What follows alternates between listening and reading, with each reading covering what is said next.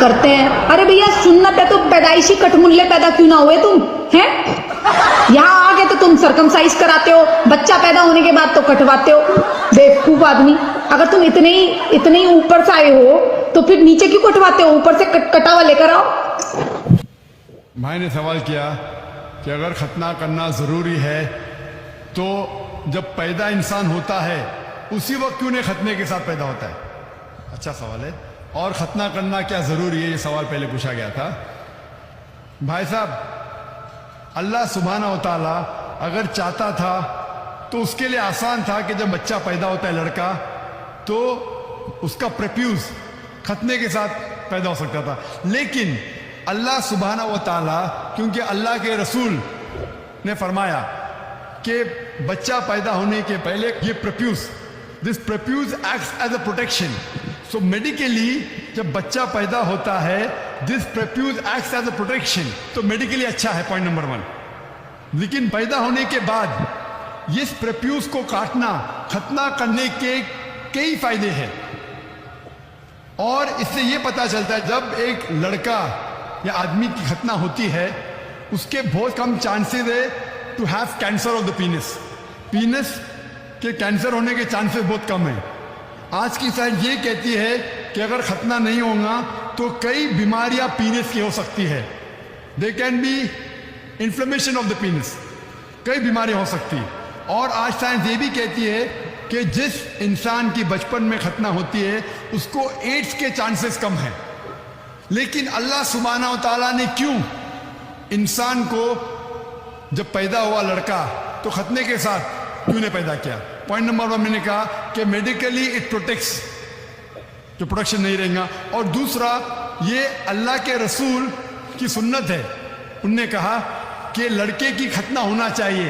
اللہ تعالیٰ دیکھنا چاہتا ہے کہ آپ اس کے پیغام پہ عمل کرتے ہیں کہ نہیں, اس کے پیغام پہ عمل کرتے ہیں کہ نہیں. مثال کے طور پہ کئی چیز اللہ نے بنائی. زہر, آپ پوچھیں گے کہ زہر پینا حرام ہے تو اللہ نے زہر کیوں بنائی؟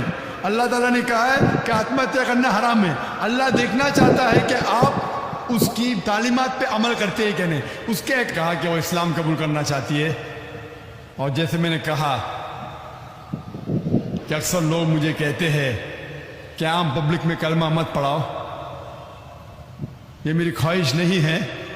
پولیس آفیسر نے کہا, پولیٹیشین نے کہا کہ بڑا مجمع ہے, لاکھوں کی تعداد ہے, اگر نہیں پڑھائیں گے تو بہتر ہے. لیکن اس دیش, ہندوستان کا کانسٹیٹیوشن ہے کہ اس دیش کا ہر ناگرک, ایوری سٹیزن آف انڈیا, اس کو حق ہے کہ وہ کوئی بھی دھرم کا پالن کرے, اور اس کو اجازت ہے کوئی بھی دھرم کا پالن کرے اور اس کا پرچار کرے. Every citizen of India has the right to preach, practice and propagate the religion. اسلام میں لیکن کسی پہ زبردستی نہیں کی جا سکتی. اسلام میں کسی کو زبردستی سے اسلام قبول کرنا حرام ہے. اسلام میں بھی حرام ہے. قرآن میں لکھا ہے سورہ بقرہ سورہ نمبر 2 آیت نمبر 256 میں, لا اکراہ فی الدین, کہ اسلام کے دین میں کوئی زبردستی نہیں.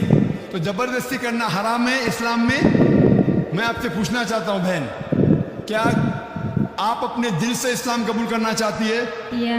آپ پر کسی نے زبردستی کیا؟ نہیں. آپ کا کوئی زور لگا رہا ہے؟ نہیں. طاقت کا زور یا مالی زور؟ نہیں. آپ مانتی ہے کہ ایک اللہ ہے, ایک خدا ہے؟ آپ مانتی ہے اس کے علاوہ کوئی معبود نہیں؟ نہیں. آپ مانتی ہے کہ محمد صلی اللہ علیہ وسلم اس کے آخری پیغمبر ہے؟ انشاءاللہ. یہ دیش میں ممانعت نہیں ہے, اسلام میں ممانعت نہیں ہے, تو میں کیسے روک سکتا ہوں آپ کو اسلام قبول کرنے سے؟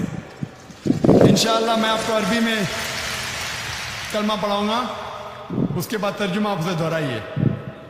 اشہدو اللہ الہ الا اللہ واشہدو ان محمدن عبدہ ورسولہ. میں گواہی دیتی ہوں کہ اللہ کے علاوہ کوئی معبود نہیں اور محمد محمد सल्लल्लाहु صلی اللہ अलैहि वसल्लम علیہ وسلم उसके اس کے बंदे بندے और पैगंबर है. اور پیغمبر ہے. माशाल्लाह आप मुसलमान हो चुके हैं. अल्लाह आपको जज़ाए खैर दे और अल्लाह आपकी जिद्दोजहद को कबूल फरमाए. और मैं दुआ करता हूँ कि आपको इस दुनिया और आखिरत में इसका अजर दे. और मैं सारे लोग, जैसे कहा मैंने कि हम मुसलमानों का फ़र्ज़ है कि अगर कोई गैर मुस्लिम इस्लाम कबूल करता है, हमें उसका साथ देना चाहिए, उसकी जो भी मुश्किलात है उसे दूर करना चाहिए. और जब भी कोई गैर मुस्लिम बनता है, उसके सारे गुनाह माफ़ हो जाते हैं.